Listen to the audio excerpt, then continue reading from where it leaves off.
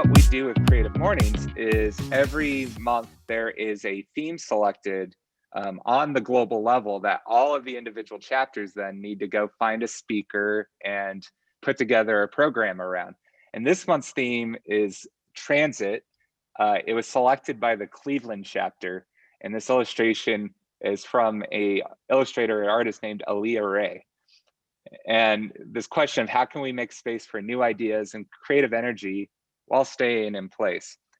And as we thought about, what our different options are as far as a guest lecture on this topic of transit, one name that came to mind is somebody that I've known for a little while, Mike Letcher. And he is the president and CEO of Bridge Group, who's a premier public and private sector consulting firm.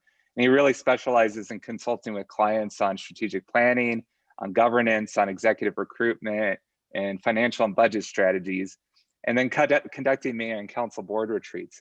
If he is familiar to you, it's because he's a former city manager of Tucson, and he's also an assistant professor at the Masters of Public Admin program at the U of A. And I've definitely seen him around the community. In fact, when I first moved back to Tucson from DC, I saw him like within a month of doing so because we ran into each other at a conference. So I definitely consider him one of the top minds in the community on strategic city governments. And I think what goes along with that is creativity in city government. And so we're delighted to have Mike. And Mike, I'm going to turn it over to you. So I will stop sharing and take it away. Well, Josh, I really appreciate that introduction, and I also appreciate the opportunity to be here with all of you this morning. And I want to talk about transit, but talk about it in context of something that's all of us have probably had an opportunity to be exposed to, which is the Sunway Streetcar, and talk about the development of that project, and not just from a standpoint of the project itself. As you can see from this diagram, that was kind of an outcome of a lot of efforts in terms of, getting the streetcar off of a drawing board into reality. But the components that were built to support the streetcar, like the zoning, I'm going to talk about the zoning changes that we made, some of the planning that went into it, and then we had to also address some system and process changes in the city. Before I get to that, some of you probably, if you think back to, this was, I became manager in 2009, and we were really in the recession at that point in time. Not just a downturn nationally, but a downturn right here in Tucson. We had about a $80 million deficit in our budget, 1,500 to 2,000 employees out of an 8,000 workforce that might have to be laid off. The city had made some efforts, I think, starting at about 2000 to regenerate or revitalize downtown through Rio Nuevo. Probably a lot of you remember that from about 2001 through 2010 or 11. Every single paper always talked about, the failure of Rio Nuevo. So not only were we dealing with a major downturn in the economy, we're also dealing with this negativity regarding Rio Nuevo. And so when I came on, obviously I had to address the financial issues of the city, those budgetary issues, but more importantly, how do you plan for the future? What are some things that we could focus on to really turn around our downtown? And one of the things that struck me, and this is relying on, if you guys have heard of 80-20 or Pareto optimality, what's the 20% that I can focus on to get an 80% return? One of those items was a modern streetcar. So we focused a lot of energy, not just on balancing the budget, but making sure that we were able to get the modern streetcar off of the planning boards into reality. The other thing that was really critical to focus on, it's great to have a modern streetcar, but we also looked at, I would meet with President Shelton at the university at that time, and the university was in a pretty interesting situation. They needed obviously to build dorms for students, but they were running out of physical space on the campus to build dorms. So think about this, okay? Not only running out of physical space to build the dorms, but they also had to debt finance those dorms. So they were adding additional debt to the university that had to be paid off, and they were running out of land to build dorms. So one of the things in looking at other cities around the country, this is strictly a strategic thing, they were building dorms off of university property, letting private developers build the dorms and essentially using those dorms to house students. We saw that as a great opportunity to get dorms downtown. And I remember having breakfast with President Shelton at least 2 or 3 times a month, talking about, here's an advantage for you, here's an advantage for us. And so I'm going to talk about how both of those things, the streetcar and the university, those two levers, if you look at 80-20, that getting both of those things to come together changed everything. So I'm going to walk you through one of the things that I relied pretty heavily on when we were looking at this whole situation with the downtown and how do we bring the downtown back is we also put together and hopefully you can see this, we put together a strategic document starting in about 2010. And I want to take you through, if I can turn these, hopefully I can turn these pages. Yeah, here we go. I want to start on page 46 of this document. Actually has the modern streetcar, and I'll start there. I'll talk a little bit about this, why it was really important to me personally to put a strategic plan in place. When you're confronted with the reality at the time was cities doesn't have money, we're under major financial stress, but you also have to plan for the future. You can't allow yourself to be just limited to the current situation you're in. And one of the things that we focused on was, like I said before, looking at those, what are the things that can really turn around the downtown? And sorry this is taking so long to get here. And it was interesting because I wasn't directly, I was an internal operations guy, and I wasn't directly involved in Rio Nuevo. And so it was when I came, 46, when I came on board,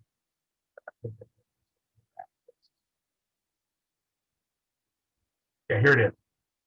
When I came on board, implementing the streetcar. So when I came on board, it was interesting to see just the negativity around downtown. I remember attending a public meeting with the business community, and everybody was just hammering this downtown, the failure of Rio Nuevo and everything else. And I just asked a question. I said, how many of you have been on vacation in the past year? And everybody raises their hand. And I said, cities in the U.S. or in Europe, and they kind of raise their hands depending on where they're at. And I said, did those cities have a great downtown that you visited? And they're all like, the whole room raised their hands. And I said, don't we deserve the same? I mean, don't we deserve the same? And so, yeah, we could focus our entire lives on the failure of Rio Nuevo, but more importantly, let's take an advantage of some things that we have going for us right now. That's when we started, pushing this whole idea of the modern streetcar. So the modern streetcar was able to come about because of federal funding. It's called the Tiger.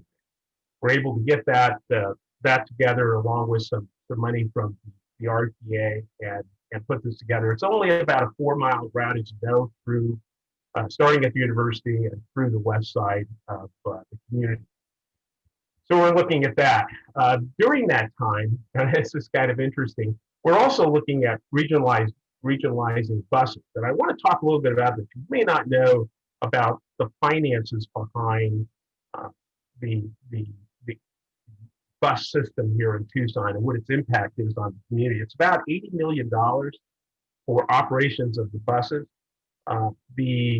About 13 million comes from people paying for the fares, but there's about 43 million that has to be picked up by the city.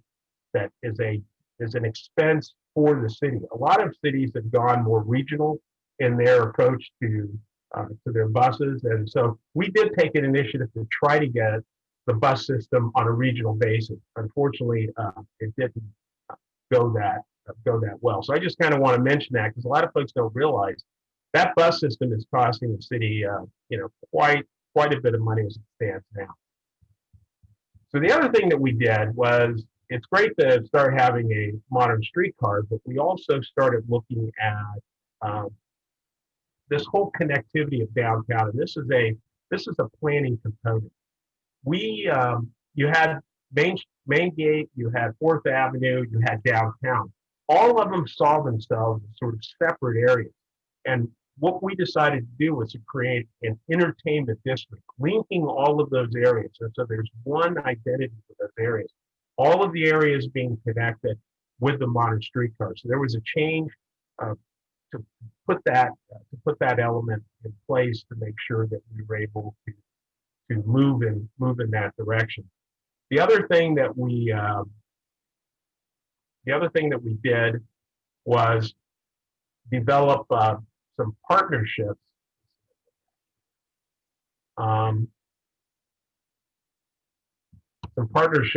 with folks in the community to actually make that happen. What I want to talk about now is one of the changes that was made in terms of and this is a process change, is that it was great to have the streetcar, great to have the entertainment district, great to start some partnerships to help us with the development of the downtown area. But the big change was looking at our development agreements with developers that were considering developing downtown, and making sure that those agreements were positioned in a way to make sure that the city would not repeat some of the mistakes that were made under Rio Nuevo. So we made a change in the development, which was really important. The other thing, and I want to get, this was a big,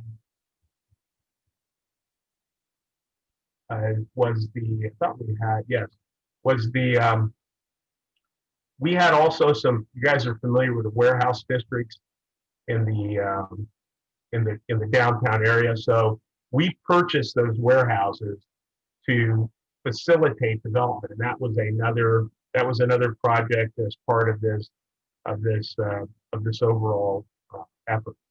And then finally, big thing that I want to talk about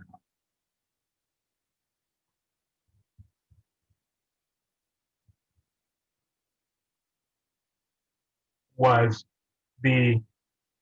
as I mentioned to you, we had a meeting with the university regarding building these private sector dorms near or in the downtown area. But in order to make this successful, we had to make a major change in our zoning, which would allow for what were called overlay districts, so that these dorms or these private dorms could be developed not only near the university and in areas on University Avenue, but also in the downtown. So that change was made and facilitated through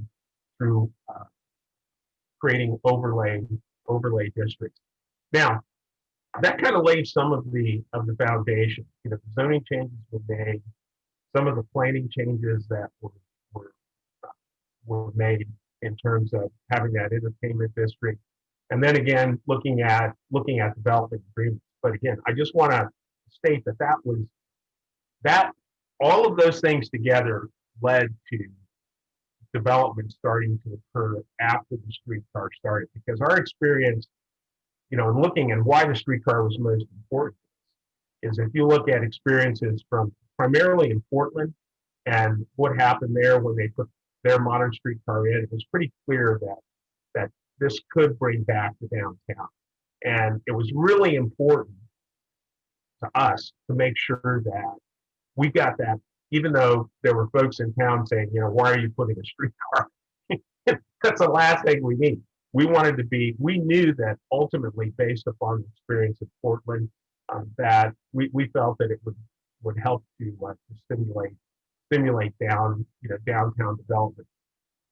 So those elements were really important. The other thing was having partnerships with developers. And this is before Rio Nuevo was taken over by the Rio Nuevo board.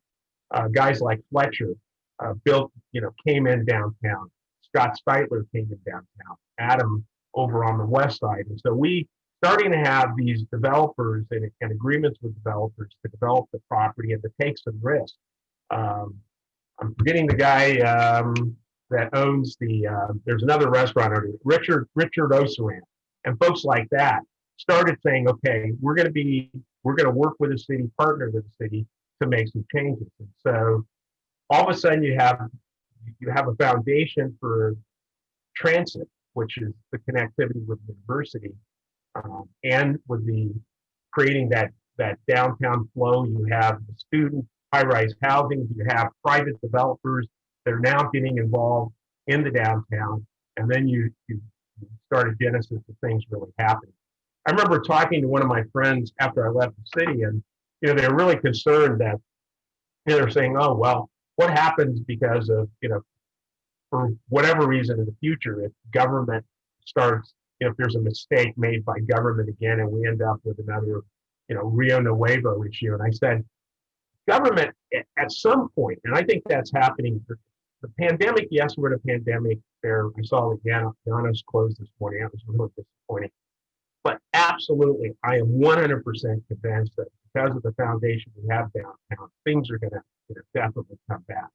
I said that it's no longer downtown. Our goal, the goal when all of this was started, to get downtown not driven by government, but downtown driven by private sector investment. And government helps to get it started. Streetcar, putting in the right zoning, making sure the plans are in place, making sure the right processes are there so that you're not an impediment to development. All of those things are important. But once it reaches a critical point, it's all taken over by the private, and it's generated by the private sector. So it doesn't have any, doesn't make any difference in terms of the Rio Nuevo board or, mayor and council or the county. I mean, all of those help in the beginning, but where you want to get it, I think we were at that point. Hopefully we'll get back there.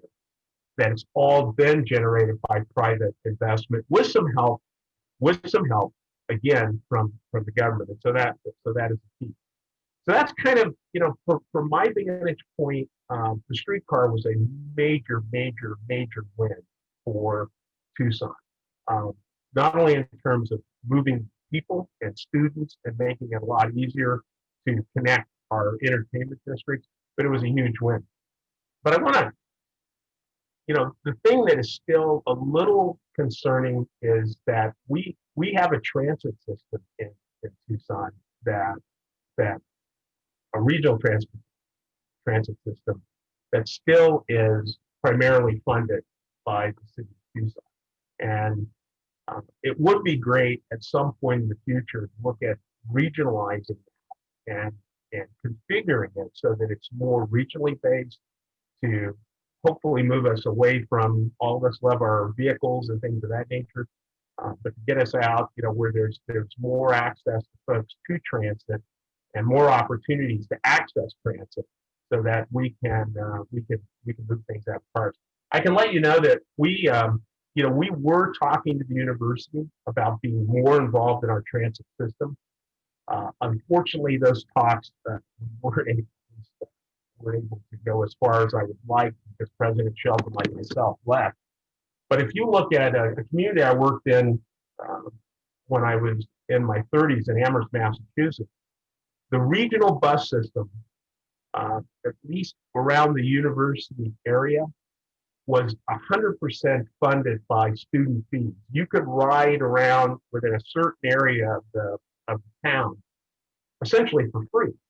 Students could get on and off the buses, and it was all paid for by their fees on a so to get them out of their cars and to limit the need for having parking garages. And that was one of the things I was talking to President Shelton about. I said it would really be great if the university got more involved in Sunlinks and also in our bus system in town, because if you made it so that the students paid fees, students would get on and off, maybe ride the buses instead of driving their cars to campus and parking the car and having to pay parking fees. You could take those build less parking lots, build more classes, make more money, all that kind of stuff, in terms of the economics of it. But again, it didn't go as far as I'd like to have seen it gone. And so, again, I want to close on this. The big win for the community, in my opinion, for our community, not only for back when it was developed in 2012, the streetcar is a big major win for our downtown. And I think it will not only serve, it's not only has served the downtown well up to this point in time, but will also serve us, well through this pandemic. So that being said, I'd like to kind of, because I want to hear some questions from you. I could talk all morning long, but I'd really like to hear some questions from you, on this. And, we can talk more about the streetcar, some of the things that some of the things that I've mentioned about the development of the streetcar, or some other concepts regarding the bus system, the transit here in town. One of the beautiful things I kind of blew by in this document, I don't know, I sent this to Josh, maybe able to share it with you, is we actually had bike boulevards in here. The bike boulevards that have been developed in town. So there was a lot of creative energy, and I don't want to talk about this just a second. There was a lot of creative energy, put behind this plan that the city put together. Imagine this: you're in the worst economic downturn, probably in besides the Depression in our country's history, really, really bad. And because of the leadership of the city council, the staff getting together and coming up with a lot of the ideas. These weren't my ideas that were in here. This was a collection of folks, planners and engineers, folks that had that wanted to see some changes that would really be beneficial going forward after we're out of the recession, for the downtown. And so this was an incredibly powerful document to maneuver the city, not only to focus on, let's balance the budget, let's make sure that we financially bring the city back, but how are we going to position ourselves in the future so that we can take full advantages? And like every other city in this country, every city that is a great city in this country have a great downtown. So that being said, more than happy to take any questions from you, and that's look forward to that. Thank you. Thanks, Mike. And anybody with questions, please go ahead and pop them in the chat channel, and then we can kind of go through them. While you're doing that, I'd love to ask the first question. You really set the stage in saying that there was, at the time, Rio Nuevo had been around for at least a decade, but it wasn't able to get traction. And then there was a lot of negativity around downtown. And it does seem like the streetcar was a major anchor point to things actually moving along. Why though? Like, I'd love just your perspective. What is it about the streetcar that is such a effective catalyst to moving things forward? That's a great question, Josh. I think, first of all, it was just the ease in folks getting sort of off and on. I mean, as opposed to a bus where I've got it's the same thing. You have to wait for a streetcar, but I think it's the idea that, the whole concept of being able to have access to a system that is, right sort of there. You've got the station, you get on, and quite frankly, it's a lot cooler than riding a bus. I mean, let's get real. I'll get on the streetcar instead of getting on the bus. I can tell you, when we first brought up the idea, this was brought up by staff back in like 2008 and 9. I was like, what, a modern streetcar? But I started doing some research on it. It's like, oh, maybe this is a thing. And then I really became an advocate of it. But it's just cool. I mean, it's a cool form of transportation. And it doesn't have a lot of for whatever strange reason, it doesn't have a lot of at streetcars. This is not a subway system. It doesn't have a lot of the same stigmas that mass transit has, buses. But it's that's my view on it. Plus, it's been primarily out of Portland. Developers know that property values, once you put in a streetcar, they for whatever strange reason, they climb radically. And so you start getting that investment, but it's primarily because it's cool. And while we're waiting for some potential questions to come in, yeah, to build on that, I'd also be curious your point of view on what Tucson now needs. You mentioned regionalizing more of our transit system, but if there is a stigma around buses, for example, should we be working to destigmatize it, or should we be extending the streetcar dramatically more? Like, what else do we need here to have a better transit system? You know, it's interesting because I had hoped that there would be, you look at some extensions of the streetcar. You know, there was some talk about extending it up to, you know, along Broadway up to Park Place Mall and things of that nature, also along 6th Avenue.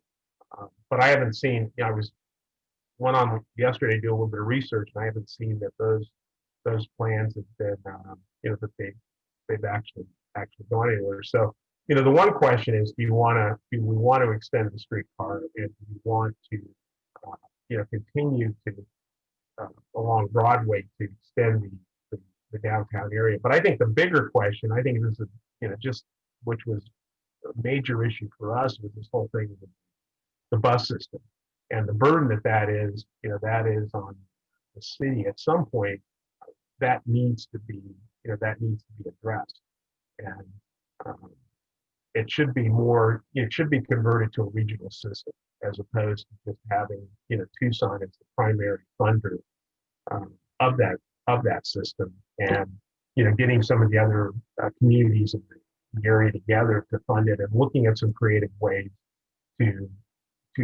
have transit for people. One of the interesting, when I was in, some of you have probably been in the city of Denver, they actually have fixed routes in Denver. Instead of putting in an area of their downtown, the streetcar, they essentially just have fixed bus routes that if you go there along one of their major commercial corridors, I don't know if you've seen this, but it's just buses that run in this fixed route, like in this probably an area of about 14 to 15 blocks. And so there's some creative things like that need to be looked at if you're not going to extend the modern streetcar. But those are, I think, really regional things that need to be considered on the regional. And the bus system needs to be picked up on, my opinion. I'm just checking in the chat now. One of the questions that is building on this, was there ever any discussions about light rail in your time, or are you aware of any light rail being on the table?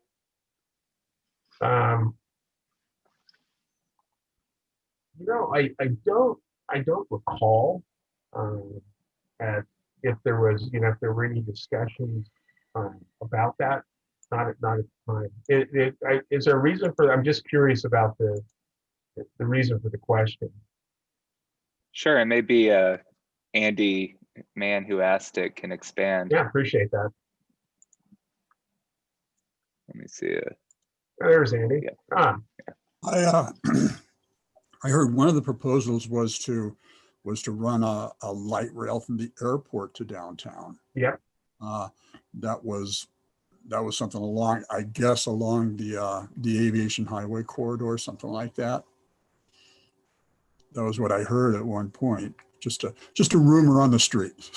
Yeah. Well, yeah, because it's interesting that you mentioned that, Andy. I know, Kansas City, Missouri is actually considering a light rail to the airport. You know, I never heard discussions of that. I mean, there was so much focus on just getting, you can imagine the energy of just getting that 4-mile section of rail built, and considering the making sure that we actually did it, and not having a situation where, we found ourselves again being trapped in this whole cycle of, well, look at the failure of Rio Nuevo, oh my God, the sky's going to fall. So, but it makes absolute sense. At some point, the city's going to have to consider, expanding that. Yeah, but that's a decision that's got to be made, at a level beyond, I think, beyond the city of Tucson. It's got also include some other partners in terms of that expansion. Mostly the county. Okay, thank you. You're welcome. I'm jumping back up to the top of the list. I see Myra expressed some concerns around the streetcar, saying that it always seems empty, and maybe it's losing a lot of money. And Myra, did you want to expand on that?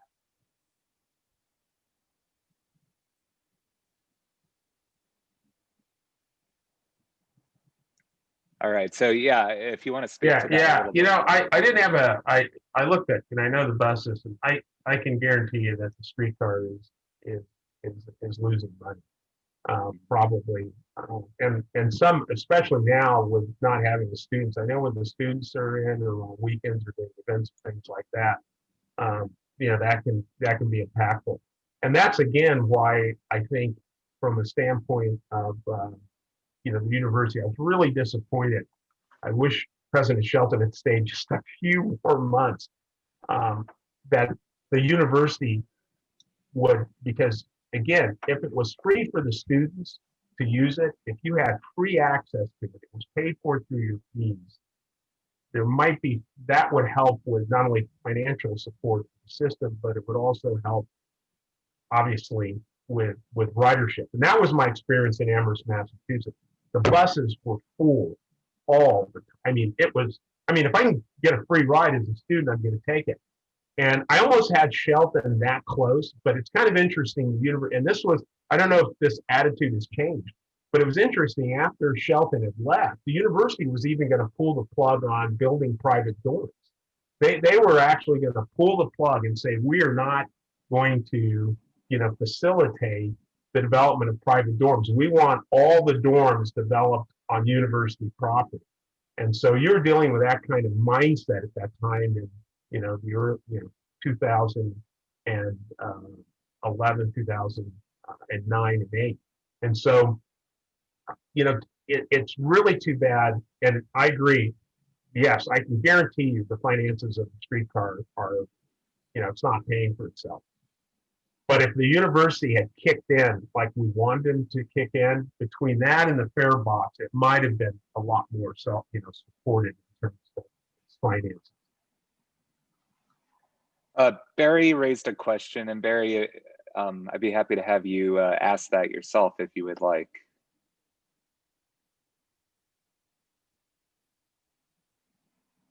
Howdy. Hey, Barry. You're covering various properties with or parts of town with the streetcar, but there doesn't seem to be any what I would call reasonable cost shopping retail on that route. It seems to be more specialty restaurants. Was there ever a plan to expand the streetcar route just so it covered and supported a broader income level? And is that mostly related to retail? Retail, grocery stores, access to, the things people need every day. Yeah, that's a great question. But and Barry, I think again, as I said earlier, the major focus, if you can, I don't want to sound like a broken record, was just to get the first leg of the system in. I think personally that, and I didn't see this. I looked at the cities. I looked at the new general plan. I did a very quick review of the general plan. I'm going to do some more research, but it would be, at one point there was talk not taking it to the airport, as Andy said, but taking it up Broadway all the way up to Park Place Mall, and then by doing that, you're going to stimulate. The idea was to get retail development. There's access to grocery stores. You've got some major grocery stores along there. More importantly, was to build those overlay zones so you could increase density along Broadway for housing and mixed-use properties and things of that nature. So, there's talk of that, but again, I didn't see that in any of the planning documents currently. I personally think in the future, and I'm not a planner, but in looking at that, it makes a lot of sense to me to go up Broadway. There was also, some talk about going along 6th Avenue to do the same thing. But, the big thing now is to make sure, and I think it's proven up until this pandemic, is making sure you have success downtown. The major focus of the streetcar downtown was the entertainment, was essentially to get people, move people to within that entertainment area, and that, you know, it's restaurant, bars, and things of that nature. That was the major focus. But now that focus, which I think, yes, maybe it's not paying for itself operationally, but it definitely has made a difference in the downtown area. That same focus should be taken to Broadway and some of the other areas. They've even talked about extending it along Campbell Avenue, but my sense on that is I'd like your guys' view, but I don't see that as advantageous as Broadway. I would extend Broadway right, you know, to me, in the next decade, it would be nice to have an extension on Broadway. Thanks, Mike. Oh, you're welcome. Ashley, did you want to ask your question? Well, good morning, and thank you, Good morning. Josh. Pleasure to meet you virtually, Mike, and for your time this morning. My question has to do with the future and projections on, you know, where transit is going into 2040. It seems like milestones are met by decade, and so I was wondering if you have any insight on what's to come. Yeah, you know, it's interesting you mentioned that, Ashley. I mean, this is kind of radical because I'll tell you, empty buses and even having the streetcar empty sometimes, I mean, but buses really drive me crazy. You know, seeing empty buses. You know, some communities have started converting to almost, and some folks are a fan of this, some aren't, you know, Uber and Lyft, essentially having ride sharing arrangements to get people around. Because how many of you ride the bus here in town? Okay, I've got one. Yeah, okay. I mean, on a regular basis, yeah. Like when I was in Kansas City, Missouri, I rode the bus all the time to get to work from where I was at to downtown and back. You know, obviously, I worked in the city every single day. Okay. But a lot of folks here in Tucson and other cities, that's not a major focus. You know, they don't get on the bus. And so, you know, the question becomes, you're serving a segment of society either by principle that I just want to ride the bus because it's the right thing to do, you know, reducing greenhouse gas, all that stuff. But you also have the essential folks. I mean, that's their primary form of transportation. I mean, that's how they get from point A to point B. And it's a very expensive system to fund. Every bus system in this country operates at deficit. I mean, there is no bus system that breaks even. So a lot of cities are going, I think in the future, it's going to be more demand-based and moving away from this, you know, like fixed routes. I just, you know, it's hard to sustain that kind of money for a bus system. And we've got the worst case scenario here in Tucson because, again, Phoenix, other large cities, buses are funded at a regional level. So you make a decision. We collectively, just like when we pay our federal taxes, we make a collective decision that that's something we want to fund as a society because it's the right thing to do. Okay, but it's done by all of us at a regional level. Here in Tucson, that decision was made years ago, decades ago, by the city to fund the bus system that really should be funded at a regional level. But I think in the future, I think folks are at some point, they're already doing it in Dallas. They're experimenting with, you know, demand. And I think at some point there's going to be more of that and less of fixed transit route, my humble opinion. But I'd like some counters to that. I mean, has anyone else seen anything out there that's, you know, because like I said, buses will not pay for them and they're very expensive. I think your assessment of a demand-based system makes a lot of sense, especially when we have self-driving vehicles that are just roaming around, picking people up and dropping them off. So I think the key there is going to have to be you know, a lot less ownership of personal vehicles. We all participate in that system. And then the environmental aspect comes into play there. And then of course we got to get denser, right? We have to, which is something that Tucson's been doing, but we got to stop moving further and further out and be a little bit more connected. So I agree with you. Yeah. Yeah, let me give Justin some space because he has a great question here. If you'd like to ask it, Justin. Make sure you unmute yourself too. Is that good? Yep. All right. Hi, Mike. Hi, Justin. Moved here recently from Portland, and so I've been going through a bit of a transition from the public transportation that was there to what is here. I'm originally from Cleveland, and it's a car town like I think this is.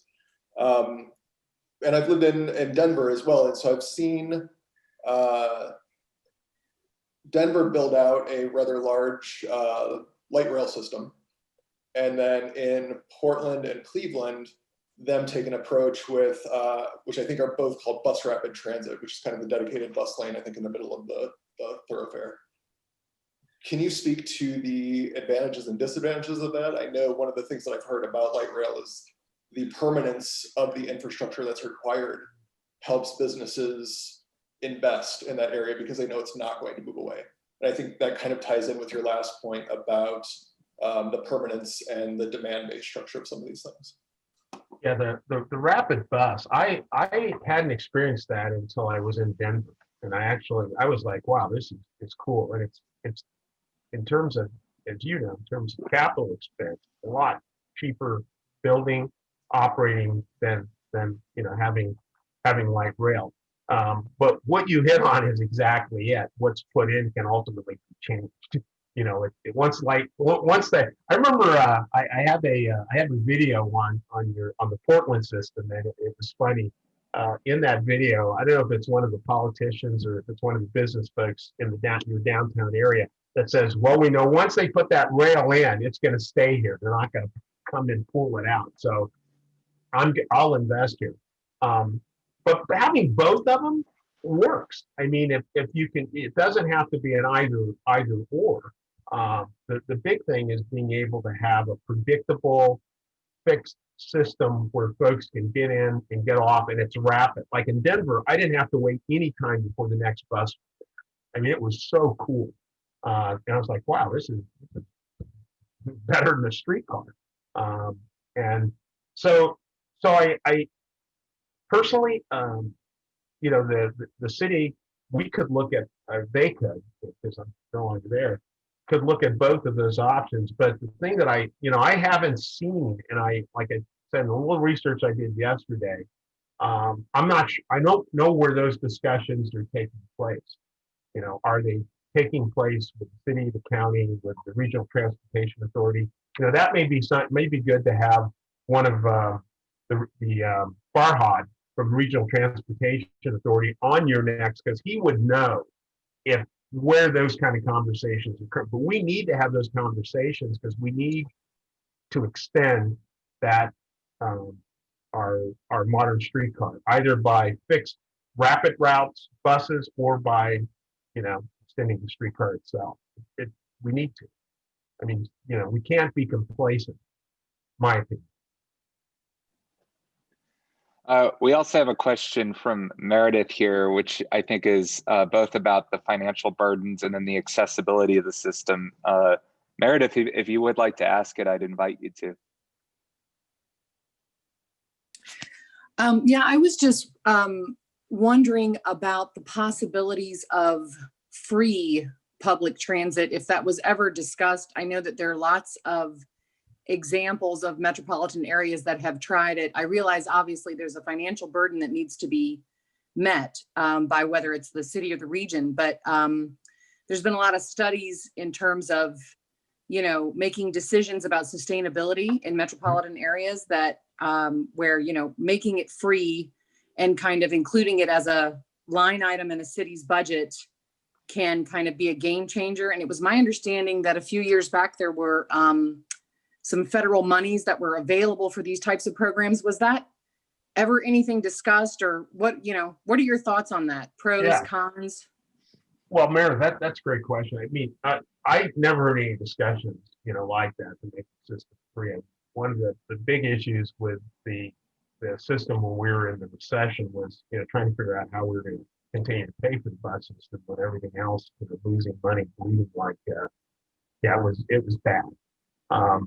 But again, I go back to Amherst, where the university, where there was a free bus system within, I can't remember how many square miles of town. The town was only 36 square miles. We're what? Tucson's 200 and, don't hold me to this. I'm trying to remember from memory. It's like 200, over 200, like 217 or 270. So yes, a free system. I am all for a free system. That would be great. The question is, who's going to pay for it? And if that is where I think a regional discussion would have to take place. I mean, you didn't get this idea from me. I mean, right now, the RTA is, the reason regional transportation, the authority to build and, increase our capacity of roads here in Tucson. I live on Houghton. I live in Savannah, and Houghton is essentially being widened now as you in the south part of Houghton. The rest of the area that I live in, it's already been widened, but that's to increase capacity of roads. And so, the question becomes, should at some point in the future, and RTA is considering reauthorization of that right now. That's funded by a sales tax. Should there be a little bit more money put in to how much money would it take? Well, again, to run our current bus system, about it's 80 million a year. 43 million of it's paid for by the city. So replacing that 43 million with a regional wide tax and making the system free and anyone can have access to it and increasing availability, you might have something there. It's a question of having the public will to do it. But free systems work. I can tell you, if you go to Amherst, Massachusetts, that bus system and it's really connected to the downtown and the areas, the neighborhoods around downtown where a lot of the students live. And it's also, this is the other, I'm going to correct myself. It's a 3-college system up there because you have Amherst College, UMass, and Mount Holyoke, and then there's another college over in Northampton, Smith College. So it's a 4 or 5 college system. All of that is interconnected. See where I'm going? All of that bus system is free to get from point A to point B. And so as a citizen, I can jump on the buses. So yeah, free systems work. The question is who's going to pay for it? All right, we have time for one more question. Emily. Yeah, hi. Thanks again, Mike, for being here. We appreciate it. Absolutely. In Tucson, I've noticed, and I also returned here from Portland and grew up in Minneapolis. And, in those places, the bus, not just the light rail or train system, whatever it may be, is super accessible. Everyone rides it. It's not just a specific type of person, group of people, type of employment, that kind of thing. But in Tucson, there seems to be an overarching stigma. Every time I mention I'm riding the bus, people are like, oh, cool. Is there a way to overcome that? You know what I'm talking about, Ashley. Oh, absolutely. Is there a way to overcome that and, make it more accessible, not just, route, but mental situation?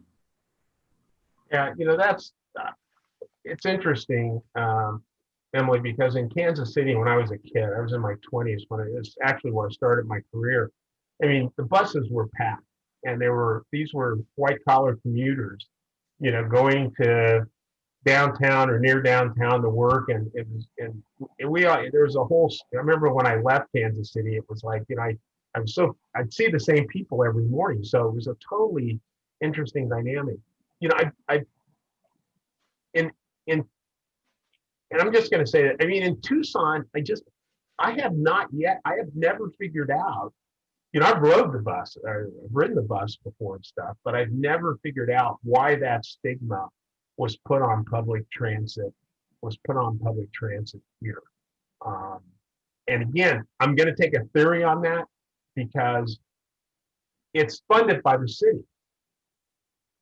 You know, how we developed as an area was, you know, the city, the core city here, for right or for wrong, tends to be more, you know, lower income than our surrounding county, which is more, you know, they have more resources and stuff. And, you know, so you're funding in the city. I'm just, you know, psychologically thinking about you're funding in the city to move poor people around. So why should I ride the bus as opposed to like in where you're at for a minute, Portland, it's all regional. Buses are funded regionally. It's all funded by everybody. It's not just funded by, you know, one principal player. And in this particular case, and right or for wrong, in Tucson, people would not people would not be able to get to work without the bus, or they'd have to ride, you know, in good weather, you know, the bike, or, you know, try to bike to work. But sometimes the distances, because we're so spread out, that's not feasible.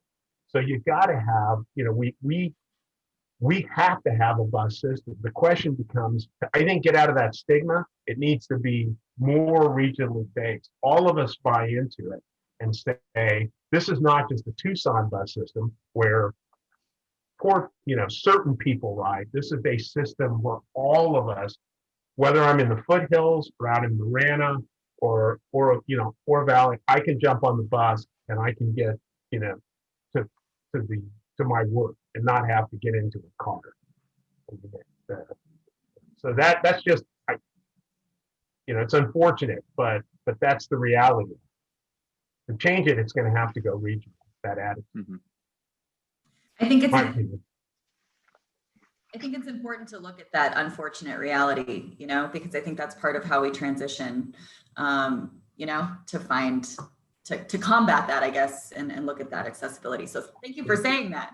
Well, no, and I think you might want to have, because I've got a lot of respect for Farhad, or you may want to have Mom, because I'm just, you know, I'm not a transit expert. I'm not a planner. I know, and I don't know exactly what's happening in the future, what they're thinking about going forward, but absolutely it's got to be regional. To get where you want to be and where Portland and Twin Cities and other areas are, we're going to have a regional system. It can't just be relying on, you know, the city picking up the bill. Well, thank you, Mike. We are at time. So okay. Yeah, I appreciate your time. I appreciate everybody's questions, the great discussion. And Thanks, it does guys. sound like we have like a major marching order here, which is to really support a regional system. And I know that there's some political will happening there. So I invite everybody to take a look at that.